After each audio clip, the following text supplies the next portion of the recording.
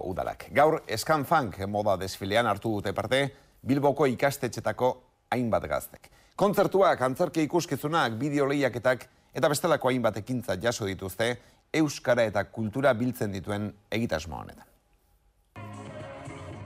Bilboko gazteentzako kultura programa da Arrapazan.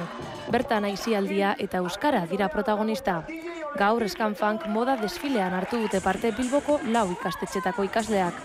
Aurtengo udarako arroparekin desfilatu dute Nerea alias Urko Aristi eta Janik Bergara epaileen aurrean. Betik juka gaude, euskara zaritzeko aukerarik ez dagoela, behin aukera bat egongo eta hori bultzatu dezagun eta lagundu dezagun, eta Arrapazank nik uste dut horretarako adibide ezina proposagoa dela.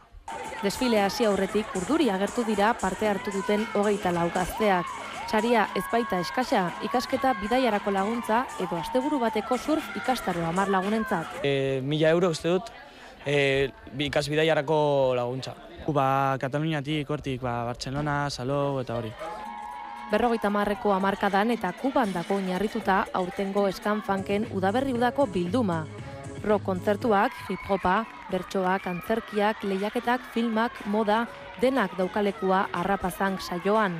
Segatik ez du egingo Bilbon moda desfile bat euskara utzien.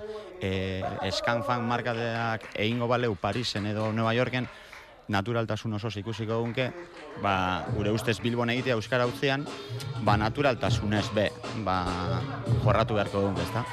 Gazteak euskarara erakarri nahi ditu Bilboko udalaren proiektu honek, eta gazteen aisian alternatiba bikaina bilakatu da. Jaun Andreu besterik ez, bihar izango duzue, albiste gehiago arratsaldeko ordubietan Ainhoa Larretxearen eskutik asteburuko lantaldearen eskutik. Astelehenean betiko orduan zain izango gara, ongi pasa asteburua, Gabon. Gabon.